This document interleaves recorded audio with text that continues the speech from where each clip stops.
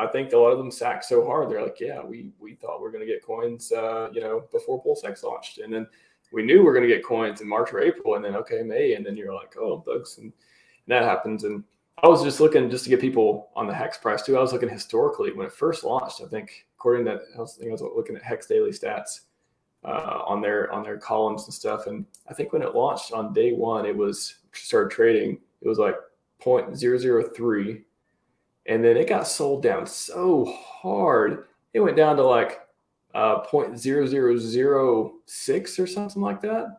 That was it was like a 98% bear market. Oh my gosh. Yeah, it was just like, crazy. It's funny when like, cause it's like the perpetual journey of these hype cycles that build up these coins where it's like, but it dumped even at that cheap. It dumped and like crazy the first week or two. Make the high, and then like when prices kind of turn around because previous people selling and then the new people cutting losses, like, and that causes the bear market. It's like there's like that. There's like this whole cycle, and it happens all the time. And I think in HEX there's been like 10, 60 plus bear markets, but that first one, that was like, the people that feel like when they look at that chart today, like people that bought in September and look at that chart, and then that pain that they feel today, they should consider just go away once you see that. The person who bought HEX on day one, and then during peak FUD of everyone saying HEX is a scam,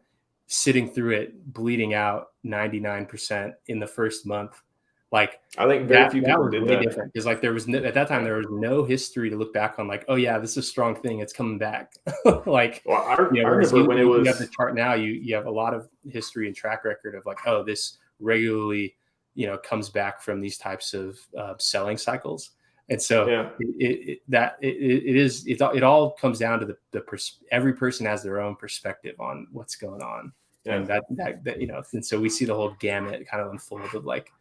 Some people that don't really care, some people that like are in big trouble because the price isn't high.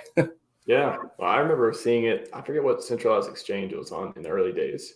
It was really bad though. I forget which one it was, but I remember seeing it. It's like one sat, and I was like, man, is this thing ever going to go past? I remember Richard tweeting, like, he was not pumping it like he does today. He was not like this huge ball of confidence. It was like, yeah, we'll see what happens. And I was like, man, is this thing going to ever break 2 sats?